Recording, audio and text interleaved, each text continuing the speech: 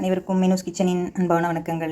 இன்றைக்கி நம்ம கிச்சனில் என்ன பார்க்க போகிறோம் அப்படின்னு பார்த்திங்கன்னா, இன்றைக்கி சோளத்தை வச்சு நம்ம வந்து இனிப்பு பணியாரம் எண்ணெயில் ஊற்றுறது செய்ய போகிறோம். அதாவது சோள கந்தரப்பம்னு கூட சொல்லலாம். நாங்கள் செட்டிநாட்டில் அரிசியில் பண்ணுவோம் கந்தரப்பம்னு சொல்லிட்டு. இப்போ அதே நம்ம வந்து சோளத்தில் பண்ணலாம். இது பார்த்திங்கன்னா நான் 100 கிராம் சோளம் எடுத்திருக்கேன். 100 கிராம், அதாவது இந்த 100 கிராம் அரை ஆளாக்கில் ஒரு இது தலை தட்டி எடுத்திருக்கேன். இப்போ இதுக்கு மேலே நம்ம கோபுரமாக உளுந்து வச்சுக்குவோம். அந்தளவுக்கு உளுந்து சேர்த்தா போதும். அதே மாதிரி நம்ம அரிசியும் 100 கிராம் அரிசி எடுத்துக்குவோம். அதாவது எந்த கிண்ணத்தில் எடுக்கிறீங்களோ அந்த கிண்ணத்தில் அதையும் அளந்துக்கோங்க. நான் வந்து ரேஷனில் உள்ள பச்சரிசி தான் எடுத்திருக்கேன். சரி, இது வந்து 50 கிராம் போதும் பச்சரிசி. நம்ம சோளம் தான் மெயினாக இருக்கிறதுனால சோளம் வந்து 100 கிராம் சோளம், 50 கிராம் பச்சரிசி.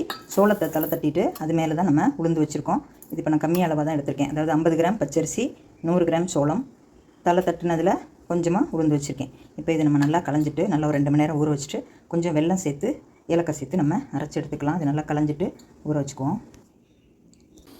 இப்போ நம்ம 50 கிராம் பச்சரிசி, 100 கிராம் சோளம் எடுத்துருக்கோம்.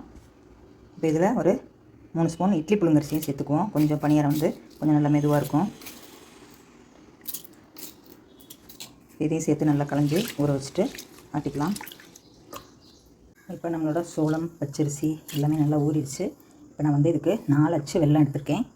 உங்களுக்கு இனிப்பு தேவைக்கு தகுந்தளவு பார்த்து போட்டுக்கோங்க. இப்போ இதில் ஊற வச்ச தண்ணியை இதில் ஊற்றி நம்ம லேசாக வெல்லத்தை உருக வச்சு எடுத்துக்குவோம். திருப்பி நம்ம தண்ணியே சேர்க்க வேண்டாம். இந்த வெள்ளை தண்ணியே நம்ம ஊற்றி தான் நம்ம ஆட்ட போகிறோம். இதில் தண்ணியே இல்லாமல் நல்லா இருத்துட்டு கிரைண்டரில் போட்டு இந்த வெள்ளை தண்ணியை நல்லா சுட வச்சு கொஞ்சம் ஆறுனதுக்கப்புறம் இதே ஊற்றி நம்ம ஆட்டிக்கலாம். இப்போ நம்மளோட வெள்ளத்தை வந்து நல்லா கரைச்சி இந்த மாதிரி வடிகட்டி எடுத்து வச்சுருக்கேன். அதாவது லேசாக உருகுனா போதும், அந்தளவில் உருக வச்சு எடுத்துருக்கேன். நல்லா ஆறுனதுக்கப்புறம் நம்ம இப்போ வடிகட்டியாச்சு. இப்போ நான் வந்து இதில் தண்ணியே இல்லாமல் எடுத்து வச்சுருக்கேன். இதை வந்து இப்போ நம்ம கிரைண்டரில் போட்டுட்டு நம்ம தண்ணி சேர்க்காமல் இந்த பாகை ஊற்றியே வெள்ளை கரைசலை ஊற்றியே நம்ம அரைக்கணும். நான் கொஞ்சம் வெள்ளை தண்ணி சேர்த்துருக்கேன். இன்னும் கொஞ்சம் தண்ணி வெள்ளை கரைசலை ஊற்றி கொஞ்சம் பார்த்து ஊற்றிக்கோங்க. கொஞ்சம் ரொம்ப வந்து கரண்டியில் மோந்து ஊற்றுற அளவுக்கு இருக்கணும். அதனால் அள்ளும்போது பார்த்துட்டு வேணால் மிச்சத்தை அதை சேர்த்துக்கலாம். இப்போ நல்லா நைஸாக அரைச்சிருக்கோம். தண்ணி ஊற்றாமல் நம்ம இந்த வெள்ளை கரைசலே ஊற்றிட்டு நம்ம அரைக்கணும். இந்த தண்ணியெல்லாம் ஊற்றவே வேண்டாம். பாருங்கள், நம்மளோட மாவு வந்து இந்தளவுக்கு நைஸாக அரைச்சிடணும். ரொம்ப குறைன்னு இல்லாமல் இந்த மாதிரி அரைச்சிக்கணும். இப்போ நான் வந்து இந்த பாகில் வந்து கொஞ்சம் இருக்குது, அதை அப்படியே வச்சிடுறேன். இப்போ நான் வேறு பாத்திரத்தில் தான் மாவை அள்ள போகிறேன். இதில் அள்ளிக்கிறேன். இந்த மாதிரி நைஸாக நம்ம அரைச்சி அள்ளிக்கலாம். தேவைப்பட்டால் நாளைக்கு தண்ணி சேர்த்துக்குவோம். அதுமாதிரி ஏலக்காயும் நான் வந்து நாளைக்கு ஊற்றும் போது தான் எடுக்க போகிறேன். இப்போ மாவை அரைச்சி நான் ஃப்ரிட்ஜில் வச்சுட்டு நாளைக்கு தான் செய்ய போகிறேன். நீங்களும் இந்த மாதிரி செய்யலாம். இல்லை உங்களுக்கு உடனே வேணும்னா ஒரு மணி நேரத்தில் நீங்கள் பணியாரம் ஊற்ற ஆரம்பிக்கலாம். நான் வந்து நாளைக்கு செய்கிறதுனால இதை அப்படியே ஆட்டிட்டு உள்ளே வச்சிட போகிறேன். நம்ம நாளைக்கு ஊற்றுறத பார்க்கலாம். இது கூட ஏலக்காய் பவுடர் மட்டும் கலந்துக்கணும். தேவைப்பட்டால் தண்ணி சேர்த்துக்கணும். இப்போ எல்லாத்தையும் நம்ம கிரைண்டர்லேருந்து மாவை பாத்திரத்தில் மாற்றி எடுத்துக்கலாம். இப்போ நம்மளோட மாவு வந்து இந்த மாதிரி பக்குவத்தில் அரைச்சாச்சு. இதில் வந்து ஏலக்காய் மட்டும் சேர்த்துக்கணும். இந்த மிச்ச பாகு வந்து அப்படியே இருக்குது.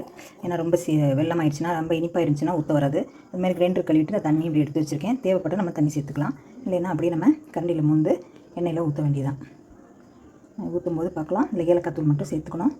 இதனோட அளவுகள் நான் வந்து டிஸ்கிரிப்ஷனில் கொடுக்குறேன், பாருங்கள். அதே போல் செஞ்சு பாருங்கள், சூப்பராக இருக்கும். இப்போ பாருங்கள் ஃப்ரெண்ட்ஸ், நம்மளோட சோள மாவு சோள கந்தரப்பத்துக்கு ஆட்டின மாவு வந்து நான் ஃப்ரிட்ஜிலேருந்து எடுத்து 1 மணி நேரம் வெளியில் வச்சுட்டேன். இப்போ இதில் வந்து இந்த மாதிரி கெட்டியாக இருக்குது. இப்படி நமக்கு ஊற்ற வராது. அதனால் கொஞ்சம் நம்ம தண்ணி சேர்த்துக்குவோம்.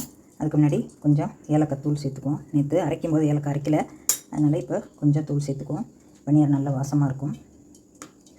இப்போ இது பார்த்திங்கன்னா கொஞ்சமாக நமக்கு எண்ணெயில் ஊற்றுற அளவுக்கு தண்ணி, அதாவது முதல்ல ஒரு 2 ஸ்பூன் ஊற்றி பார்ப்போம். அதுக்கப்புறம் கலந்துட்டு இன்னும் கொஞ்சம் வேணால் தண்ணி சேர்த்து நமக்கு தோசை மாவு பதத்துக்கு ஊற்றுற அளவுக்கு வச்சுக்கணும். இது நல்லா கரைச்சி விட்டுக்கலாம். இப்போ மாவு வந்து நான் 2 ஸ்பூன் தண்ணி சேர்த்தேன், அதனால் இன்னும் கொஞ்சம் பத்தலை.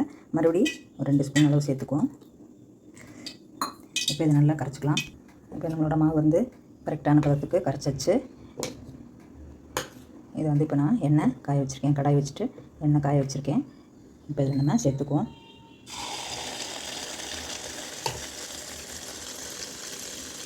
இப்போ நம்ம ஊற்றுனது பாருங்கள், இன்னும் தண்ணி பற்றாமல் இருக்குது. அதனால் இன்னும் கொஞ்சம் தண்ணி சேர்க்கணும். அப்போ தான் மாவு வந்து உங்களுக்கு பணியாரம் ஈவனாக வரும். இதுக்கு இந்த பதம் எப்படி இருக்குங்கிறது காட்டுறதுக்காக தான் ஃபஸ்ட் இப்படி ஊற்றி காமிச்சேன். இது வந்து தண்ணி சரியாக பற்றாதனால தான் இந்த மாதிரி வருது. இல்லைன்னா நல்லா உங்களுக்கு ரவுண்டாக அழகாக வரும். இப்போ தண்ணி கொஞ்சம் நம்ம சேர்த்துக்குவோம். சேர்த்துட்டு மாவை இன்னும் கொஞ்சம் கரைச்சிக்கணும். அதுமாதிரி எண்ணெயும் நம்ம ரொம்ப மிதமான சூட்டில் இருக்கணும், ரொம்ப காஞ்சிடக்கூடாது. நம்ம தண்ணியில் கரைக்கிற வரைக்கும் எண்ணெய் அடுப்பு ஆஃப் பண்ணி வச்சுட்டேன். இப்போ உங்களுக்கு அதுக்காக தான் 2 தடவை கரைச்சி காமிச்சிருக்கேன். இந்த மாதிரி இருக்கணும் நமக்கு மாவு. கெட்டியாக இருந்துச்சுன்னா பணியாரம் வந்து அப்படியே உருண்டையாக வந்துடும். இந்த மாதிரி ஊற்றுற பதத்துக்கு இருக்கணும். கொஞ்சம் கொஞ்சமாக 2 ஸ்பூனாக நமக்கு தண்ணி சேர்த்து கரைச்சிக்கணும். இப்போ மறுபடியும் அந்த பக்கத்தை வச்சு ஊற்றி வச்சு கொஞ்சம் வெந்ததுக்கப்புறம் நம்ம திருப்பி விடலாம். இது மேலே எண்ணெய் எப்படி கோதி விட்டிங்கன்னா அது மேலே நல்லா உப்பெல்லாம் வரும். பாருங்கள், இது வந்து கரெக்டான பதம். இப்போ நம்ம சட்டியில் அடியில் பிடிச்சிக்குது.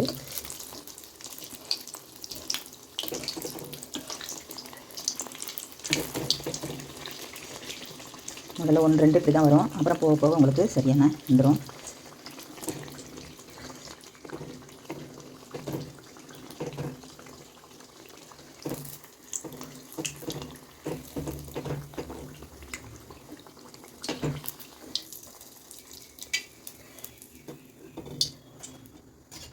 இன்னொன்று ஊற்றி காமிக்கிறேன் பாருங்கள். ஊற்றும்போது நல்லா அடியில் கரைச்சி எடுத்து ஊற்றணும்.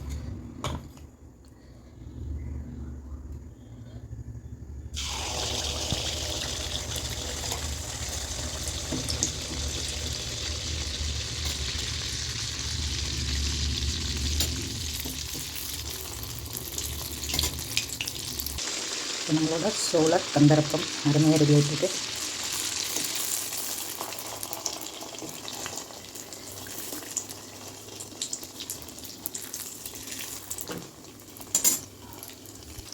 இப்போ நம்மளோட சோளக்கந்தரப்பம் சூப்பராக ரெடி ஆகிடுச்சு பாருங்கள். அதாவது நீங்கள் வந்து வெள்ளையாக வேணுன்னா இப்படியே எடுத்துக்கலாம். கொஞ்சம் சிவப்பாக வேணும்னா கொஞ்சம் சிவக்காக விடலாம். செவந்துச்சுன்னா ஒரு வேளை மிச்சம் இருந்தால் கூட நாளைக்கு உங்களுக்கு கெட்டு போகாது. நான் கொஞ்சம் சிவப்பாகவே தான் எடுத்திருக்கேன். வெளியில் நல்ல முருன்னு இருக்கும், உள்ளே நல்ல ஸ்பாஞ்சியாக இருக்கும். இப்போ நம்மளோட சோளக்கந்தரப்பம் அருமையாக ரெடி ஆகிடுச்சு. இது மாதிரி நீங்களும் செஞ்சு பாருங்கள். இப்போ நம்மளோட சூப்பரான சோளக்கந்தரப்பம் ரெடி ஆகிடுச்சு. பாருங்கள், நேரம் ஆக சூப்பராக வந்துடுச்சு. இப்போ நீ பாருங்கள் எவ்வளோ அழகாக இருக்குது பாருங்கள்.